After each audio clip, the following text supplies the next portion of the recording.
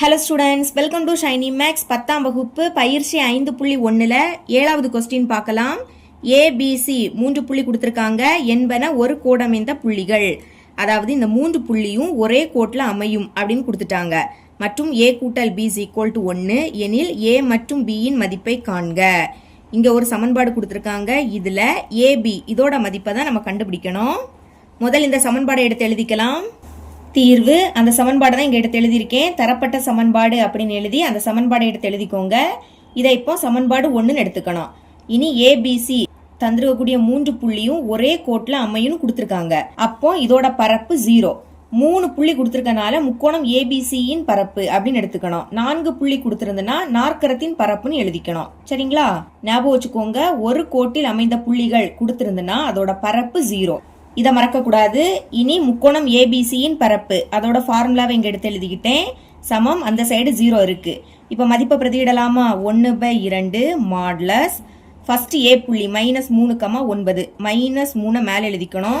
கம்மா கடுத்திருக்கக்கூடிய 9 கீழே எடுத்து எழுதிக்கோங்க. ரெண்டாவது பி புள்ளி a, b ஏய மேல எழுதிக்கணும். கம்மா கடுத்திருக்கக்கூடிய b கீழே எழுதிக்கணும்.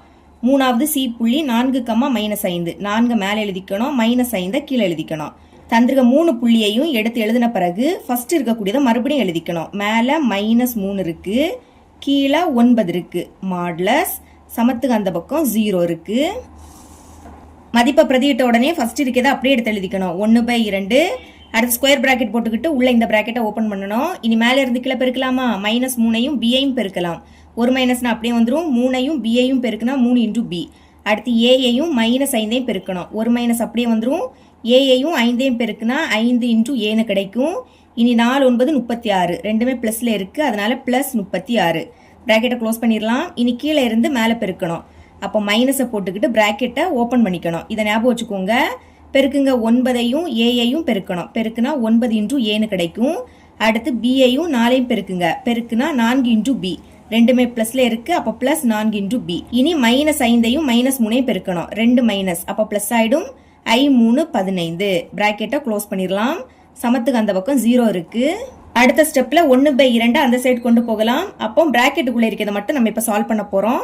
இதை அப்படியே எடுத்து எழுதிக்கோங்க. -3b அடுத்து -5a +36. இப்ப இந்த மைனஸை உள்ள கொண்டு பெருக்க போறோம். ஞாபகம் வச்சுக்கோங்க, மைனஸை உள்ள கொண்டு பெருக்கும் போது மைனஸ் குறியீடு பிளஸ் ஆயிடும், பிளஸ் குறியீடு மைனஸ் ஆயிடும்.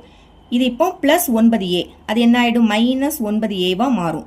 அடுத்து +4b -4b மாறும். +15 -15 மாறும். சமத்துக்கு அந்த பக்கம் 0 இருக்கு. இப்போ 1/2 இந்த சைடு கொண்டு வந்துடலாம். இது பின்னத்துல இருக்கு, அப்ப பெருக்கல் போட்டுக்கிட்டு தலைகீழ எழுதணும்.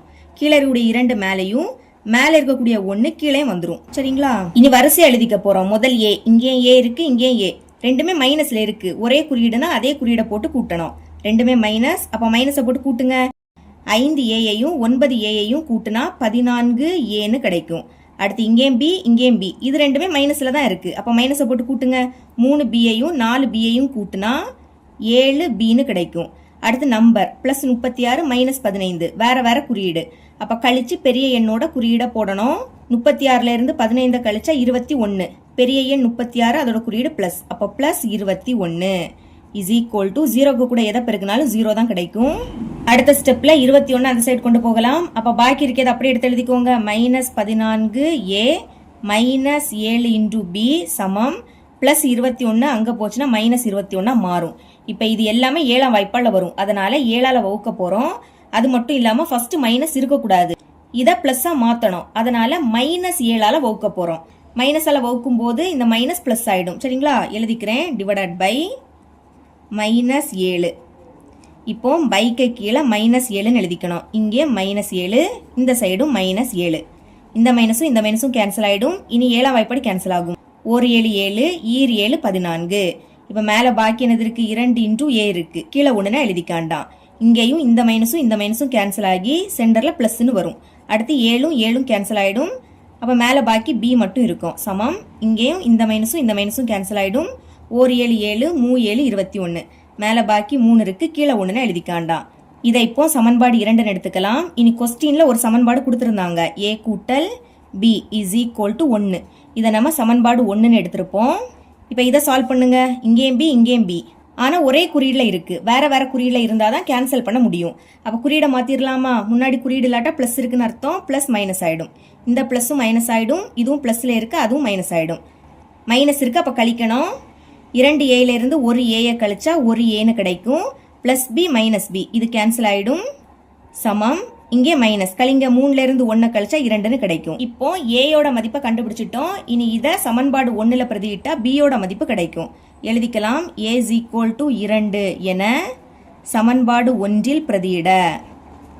இப்படி எழுதி சமன்பாடு 1 எடுத்து எழுதிக்கோங்க. a கூட்டல் b is equal to 1. ஏயோட மதிப்பு 2, அப்போ அதுக்கு பதில் 2 ப்ளஸ் இந்த b, சமத்துக்கு அந்த பக்கம் 1 இருக்கு. இப்போ b தானே வேணும், அப்போ b-யை மட்டும் வச்சுக்கலாம். அங்கே 1 இருக்கு, ப்ளஸ் 2 அங்கே போச்சுன்னா மைனஸ் 2 மாறும். ஒரு மைனஸ் இருக்கு, அப்போ கழிங்க 2லேருந்து 1 கழிச்சா 1ன்னு கிடைக்கும். பெரிய எண் 2, அதோட குறியீடு மைனஸ். அப்போ பியோட மதிப்பு என்ன கிடைக்குது? மைனஸ் 1ன்னு கிடைக்குது.